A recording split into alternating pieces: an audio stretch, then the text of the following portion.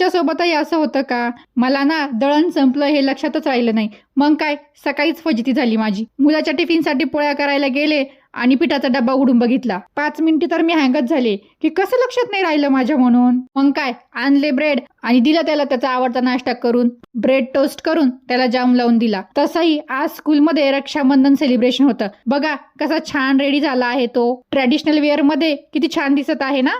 मग काय आमच्यासाठी पण आज वरण भाताचाच बेत होता. पण मग वरण ते नेहमीसारखं न करता सांबर स्टाईलने केलं. म्हणजे कसं खाणाऱ्यांना पण वाटलं पाहिजे काहीतरी वेगळं केलेलं आहे म्हणून. सांबरसाठी लागणारं घरात जे साहित्य होतं ते मी घेतलं, छान असं कट करून घेतलं आणि चिंच गूळ एका वाटीमध्ये भिजत घातला. जास्त काही नाही बरं का. कांदा, टोमॅटो, डांगर, अद्रक लसूणची पेस्ट, कढीपत्ता, कोथिंबीर आणि शिजवून घेतलेली आपली तुरीची डाळ घेतली मी. आणि दोन्ही गॅसवर कढई ठेवल्या. एका कढईमध्ये आमच्यासाठी तर दुसऱ्या कढईमध्ये मुलांसाठी. खमंग अशी फोडणी देऊन घेतली.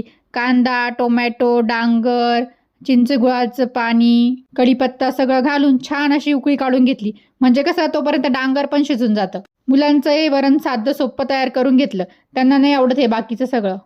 त्यांना फक्त जिरे, मोहरी, लसूण, कढीपत्ता एवढंच पाहिजे असतं. त्यांना कोथिंबीर पण नाही आवडत. झालं त्यांचं वरण तयार.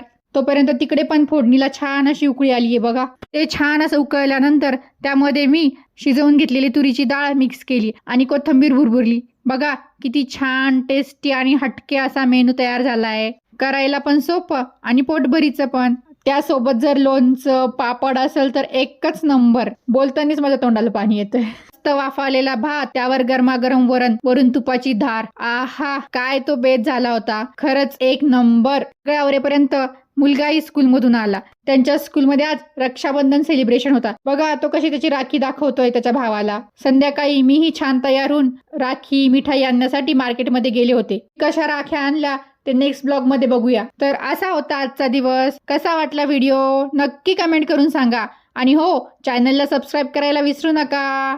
बाय.